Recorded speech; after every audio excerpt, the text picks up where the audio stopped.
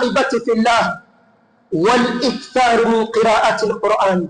Katika mwezi wa Shaaban tukimalizia hutuba yetu, kithirisha kusoma kitabu cha Allah.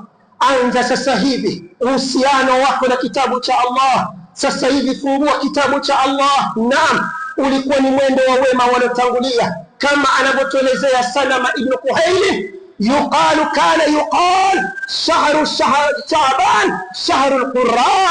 Wema waliotangulia walikuwa wakiwita mwezi wa Shaaban ni mwezi wa wasomi wa Qur'ani, wanaanza mazoezi na kitabu cha Allah. Naam, kwa sababu lamma kana Shaaban kalmuqaddimati li Ramadan shuri'a fihi ma yushra'u fi Ramadan min as-siyam wa qira'ati al-Qur'an, kwa sababu mwezi wa Shaaban ni utangulizi wa mwezi wa Ramadhani.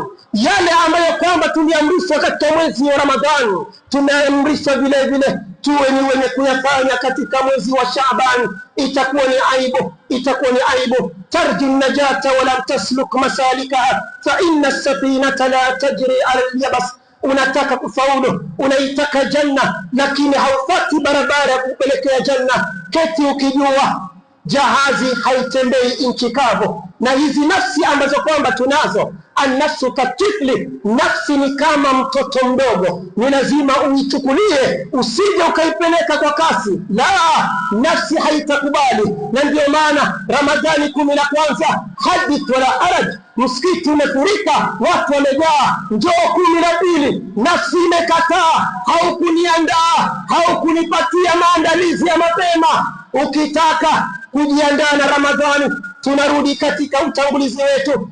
Qad madha Rajab fama anta fa'ilun fi Sha'ban in kunta turidu Ramadhan.